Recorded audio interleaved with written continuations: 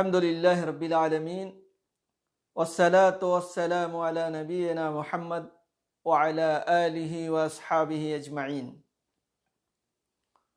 أما بعد عن أبي هريرة رضي الله تعالى عنه قال رسول الله صلى الله عليه وسلم من حسن إسلام المرء تركه ما لا يعنيه رواہ الترمذی۔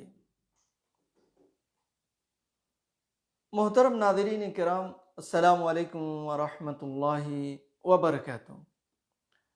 آج آپ کے سامنے جو موضوع لے کر کے آیا ہوں وہ ہے مسلمانوں کا غیر متعلق امور سے اجتناب۔ بڑا اہم موضوع ہے کہ ہر اس معاملے سے، اس عمل سے آدمی پیچھے رہے جس سے اس کا کوئی تعلق نہیں ہے۔ ابھی جو حدیث پڑھی گئی ہے اس کو امام ترمذی نے روایت کیا ہے اور دوسرے محدثین نے بھی، اور شیخ البانی نے اس حدیث کو صحیح قرار دیا ہے۔ حضرت ابو ہریرہ رضی اللہ عنہ سے روایت ہے، وہ بیان کرتے ہیں کہ رسول اللہ صلی اللہ علیہ وسلم نے فرمایا، انسان کے حسن اسلام میں سے ہے، انسان کے حسن اسلام میں سے یہ بھی ہے کہ وہ ان کاموں کو ترک کر دے، چھوڑ دے جن کا کوئی فائدہ نہیں ہے۔ یعنی اچھے اسلام میں سے، کامل اسلام میں سے یہ ہے کہ مسلمان ان افعال کو، ان اقوال کو چھوڑ دے جس سے اس کو کوئی سروکار نہیں ہے، جس سے اس کو کوئی فائدہ نہیں ہے، ان سے وہ باز رہے۔ اور مسلمان حقیقت میں جو دین پر چلنے والے ہیں وہ لایانی چیزوں سے اپنے آپ کو بچاتے ہیں، دور رکھتے ہیں، اور اپنے وقت کی اور اپنے عمر کی قیمت کو سمجھتے ہیں اور اس کو اللہ تبارک و تعالیٰ کی اطاعت و فرمانبرداری میں لگاتے ہیں۔ یہ حدیث الفاظ تو بہت کم ہیں لیکن معانی بہت ہیں۔ جوامع الکلم میں سے یہ حدیث ہے۔ اللہ کے نبی صلی اللہ علیہ وسلم کو اللہ تعالیٰ نے ایسے امور کے بارے میں رہنمائی کی جس میں الفاظ بہت کم ہیں لیکن معانی بہت زیادہ ہیں۔ ابن رجب رحمہ اللہ فرماتے ہیں کہ ھذا الحدیث اصل من اصول الادب، یعنی یہ حدیث ادب کے اصولوں میں سے ایک اصول ہے، یا ادب کی بنیادوں میں سے ایک بنیاد ہے۔ اور حمزہ الکنانی رحمہ اللہ فرماتے ہیں کہ یہ حدیث اصول اسلام ہے، یعنی اسلام کا ایک تہائی حصہ ہے۔ اسی طریقے سے ابن حجر الہیثمی رحمہ اللہ فرماتے ہیں وَهَذَا الْحَدِيثُ رُبُعُ الْإِسْلَامِ، کہتے ہیں کہ اسلام کا ایک چوتھائی حصہ ہے۔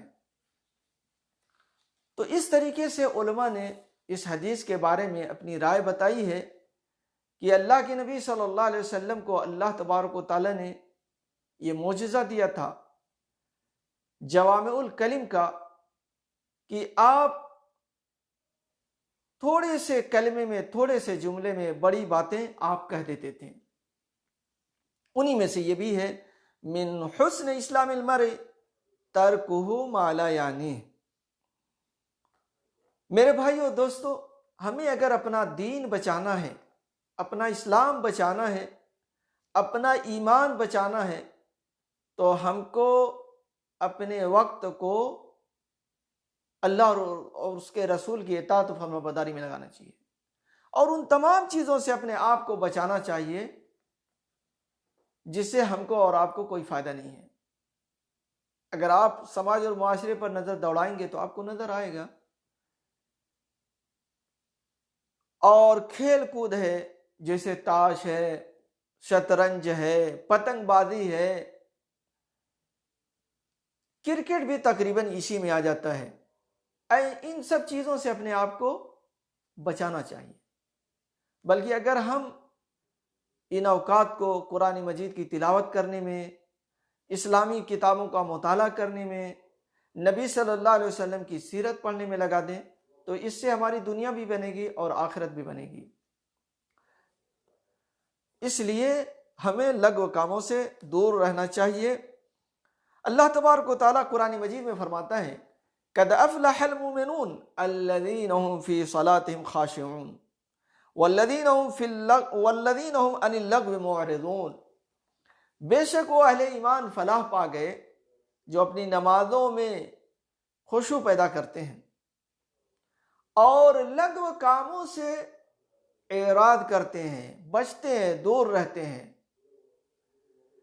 لہذا ایک مسلمان کو، ایک مومن کو چاہیے کہ وہ فضول اور بیکار، بے مقصد اور بیہودہ باتوں سے اور بیہودہ عملوں سے اپنے آپ کو بچائے اور مفید اور بامقصد چیزوں سے تعلق رکھے۔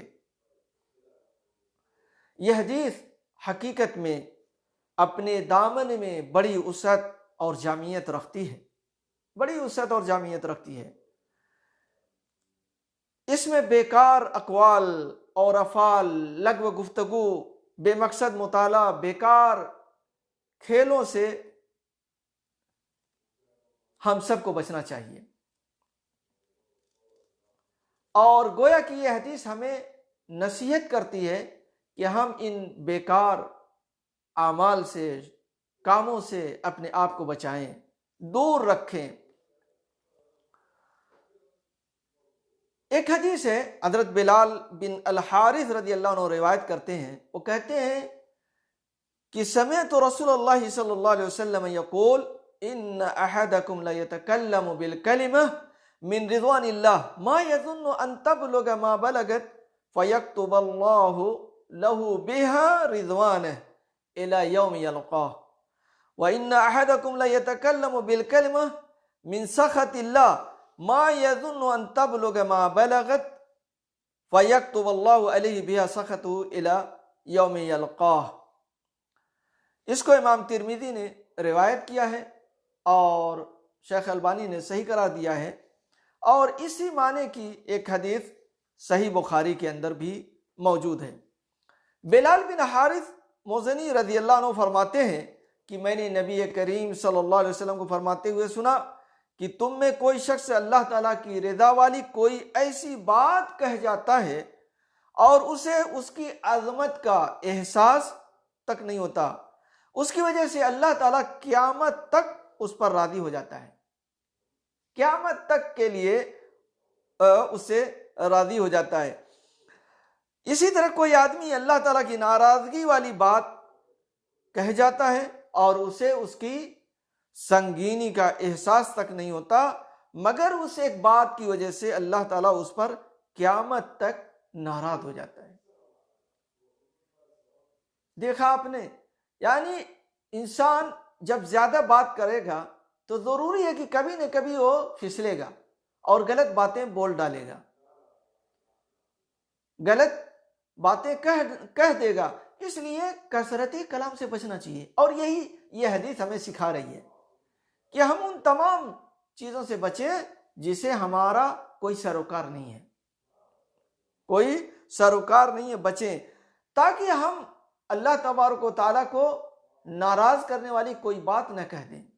اس لیے کہ جب آپ چپ رہیں گے تو پھر کوئی بات نہیں آئے گی تو پھر معاملہ آگے بڑھے گا ہی نہیں، لیکن آپ زیادہ باتیں کریں گے، زیادہ بولیں گے، زیادہ ہم کلام ہوں گے تو پھر اس میں کوئی نہ کوئی خطرے کی بات آ سکتی ہے۔ اس لیے میرے بھائیوں دوستو، ہمیں ہر مقام پر دیکھنا چاہیے، غور کرنا چاہیے کہ کہیں ایسا نہ ہو کہ یہاں بولنے کی ضرورت نہیں ہے اور ہم بولنا شروع کر دے رہے ہیں، بول رہے ہیں۔ یعنی یہ دیکھنا چاہیے، کہیں بھی ہوں آپ، کسی بھی مقام پر ہو، کسی مجلس میں ہو، کسی بھی میٹنگ میں ہو، کسی بھی بات پر آپ دیکھیں کہ لوگ خاموش ہیں، پھر آپ ہی کیوں بول رہے ہیں؟ ہاں، کئی حق بات ہے جسے لوگ چھپا رہے ہیں، تو وہاں تو بولنا بہت اچھا عمل ہے، بولنا چاہیے، لیکن بلا وجہ، بلا سبب اور بلا فائدے والی باتوں سے بچنا چاہیے۔ ابو امامہ رضی اللہ عنہ سے روایت ہے، وہ نبی صلی اللہ علیہ وسلم سے روایت کرتے ہیں کہ اللہ کے نبی صلی اللہ علیہ وسلم فرماتے ہیں الحیاء والعی شعبتان من الایمان والبذاء والبیان شعبتان من النفاق۔ اس کو امام ترمذی نے روایت کیا ہے اور شیخ البانی نے اس حدیث کو صحیح کہا ہے۔ ابو امامہ رضی اللہ عنہ سے روایت ہے کہ نبی کریم صلی اللہ علیہ وسلم نے فرمایا حیا اور عی یعنی قلت کلام، قلت کلام، کم بولنا، ایمان کے دو شعبے ہیں، ایمان کے دو شعبے ہیں، اور فحش گوئی اور کثرت کلام نفاق کے دو شعبے ہیں۔ فحش گوئی اور کثرت کلام نفاق کے دو شعبے ہیں۔ امام ترمذی رحمہ اللہ آگے فرماتے ہیں والعی قلت الکلام والبذاء هو الفحش فی الکلام والبیان هو کثرت الکلام مثل هؤلاء الخطباء الذين يخطبون فيوسعون في الكلام ويتفسحون فيه من مدح الناس فيما لا يرضي اللہ۔ امام ترمذی آگے لکھتے ہیں کہ عی کا مفہوم کم گوئی ہے اور قلت کلام ہے، بذا فحش گوئی کو کہتے ہیں اور بیان سے مراد کثرت کلام ہے، جیسا کہ آج کل کے خطبوں میں طویل باتیں کرتے ہیں اور لوگوں کی بیجا مدح و سرائی کرتے ہیں، جس سے اللہ تعالیٰ راضی نہیں بلکہ ناراض ہو جاتا ہے۔ اس لیے میرے بھائیوں دوستو، یہ ہماری زندگی جو ہمیں اللہ تعالیٰ نے دیا ہے، یہ امانت ہے، اللہ تعالیٰ کی ایک امانت ہے۔ اس لیے ہمیں ہر لمحے کے بارے میں سوچنا چاہیے اور ہم کو ہر لمحے کا حساب و کتاب دینا اللہ تعالیٰ کی یہاں۔ اس زندگی کے بارے میں اللہ تعالیٰ کی یہاں ہم سے سوال ہوگا، ہم سے پوچھا جائے گا۔ اس لیے ہمیں اپنی زندگی کے بارے میں غور کرنا چاہیے، دیکھنا چاہیے۔ ایک روایت موطا امام مالک کے اندر موجود ہے، جس کے اندر یہ حدیث موجود ہے صدق الحدیث واداء الامانہ وترک ما لا یعنی۔ لقمان حکیم سے کسی نے دریافت کیا کہ آپ کو اس قدر فضیلت اور بلند مرتبہ کن باتوں کی وجہ سے حاصل ہوا؟